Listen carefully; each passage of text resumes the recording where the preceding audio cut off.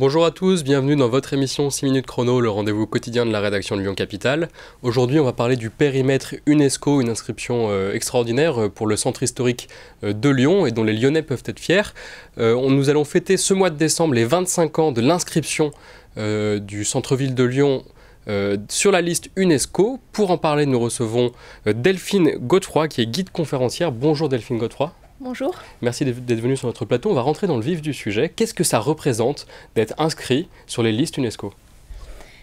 Cette inscription pour Lyon, c'était d'abord, il y a 25 ans, une grande surprise, puisque Lyon n'était pas la ville qu'elle est devenue aujourd'hui.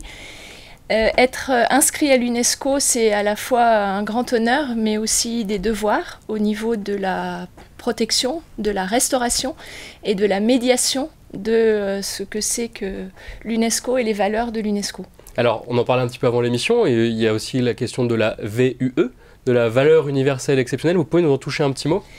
La valeur universelle et exceptionnelle, c'est la reconnaissance pour un site, et il n'y en a que 52 en France sur une liste d'un peu plus de 1150 dans le monde, d'un site qui est à la fois universel, c'est-à-dire qu'il a un intérêt pour l'humanité tout entière au-delà des frontières d'un pays ou d'un continent, et exceptionnel, c'est-à-dire qu'il a aussi il y a une importance à vouloir transmettre, à vouloir conserver, donc entretenir et transmettre ce patrimoine aux générations futures. Voilà, donc c'est quand même une renaissance assez incroyable dont on peut être fier, hein, je le disais en introduction. Est-ce que vous pouvez nous dire un petit peu aussi quel est le périmètre de ce périmètre UNESCO, parce que je sais qu'intuitivement tout le monde pense Vieux-Lyon, mais en fait ça dépasse largement le simple Vieux-Lyon. Tout à fait, puisque à Lyon, c'est plus de 400 hectares qui sont inscrits à l'UNESCO, et c'est la ville et ses 4 quartiers les plus anciens, donc avec la Saône au cœur, oui, la colline de Fourvière, les pentes de la colline de la Croix-Rousse, la moitié de la presqu'île qui correspond à la partie ancienne, avant les travaux de Monsieur Perrache. Ça s'arrête vers Carnot, c'est ça ? Ça s'arrête entre Bellecour et la place Carnot, rue des Remparts d'Ainay, exactement, à l'emplacement de l'ancien confluent. Et puis le 4e quartier, bien sûr, c'est le quartier du Vieux-Lyon. Mais voilà, celui-là, en général, on l'a en tête. Les gens le connaissent. Mais il n'y a pas que le Vieux-Lyon. Et alors, est-ce que vous pouvez aussi nous expliquer comment ça s'est passé à l'origine ? Il y en a, certains parlent même de miracle lyonnais. Comment est-ce qu'on a réussi, nous, notre ville de Lyon, à obtenir ce titre si honorifique ? Alors, il faut se remettre dans le contexte d'il y a 25 ans. Lyon n'était pas la métropole rayonnante qu'elle est devenue aujourd'hui. Et on dirais aujourd'hui que c'est une initiative citoyenne, une initiative d'association.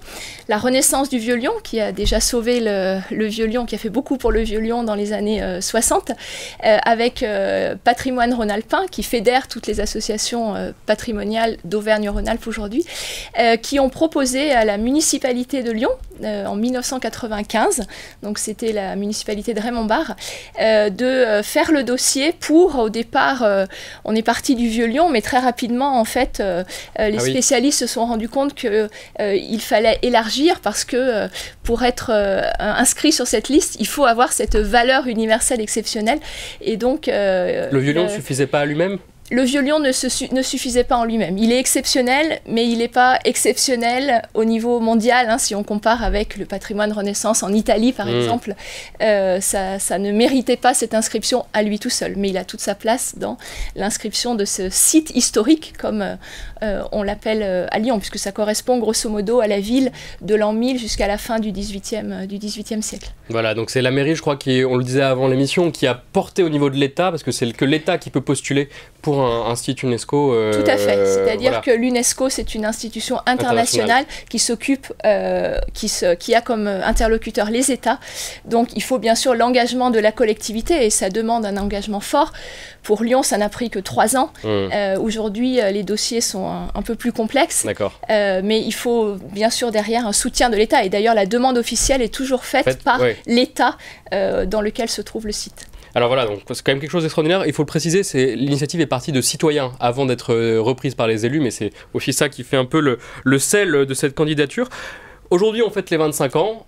Est-ce que vous proposez quelque chose de différent pour cet événement ? Effectivement, l'Office de tourisme a imaginé, au niveau du bureau des guides, notre équipe de guides, on a imaginé une visite à destination des Lyonnais pour leur présenter le patrimoine universel et exceptionnel de Lyon. On a imaginé une visite courte, puisque de plein pied, pour éviter les collines lyonnaises aussi, accessibles à chacun.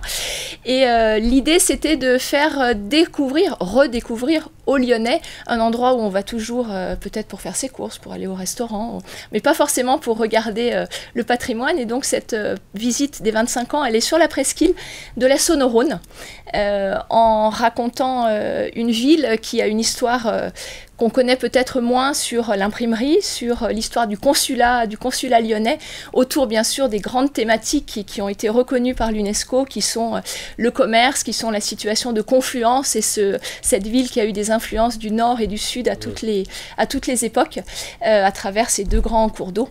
Et c'est une visite en combien de temps à peu près? Alors c'est une visite qui dure à peu près 1h30. 1h30. Qui a été achetée par la ville de Lyon. Donc c'est gratuit. Donc c'est offert aux Lyonnais dans le cadre des 25 ans et les visites s'étalent sur ce dernier trimestre, une fois dans la semaine et une fois le week-end pour permettre à chacun d'y trouver son compte finalement. De pouvoir venir s'inscrire. Merci beaucoup Delphine Godefroy d'être venue sur notre plateau pour nous préciser toutes ces informations sur le périmètre UNESCO. Je vous précise aussi qu'il y a d'autres activités pendant cet événement des 25 ans du site UNESCO que vous pouvez retrouver sur le site lyoncapital.fr et le site de la mairie de la ville de Lyon. Je vous dis à très bientôt, à la semaine prochaine.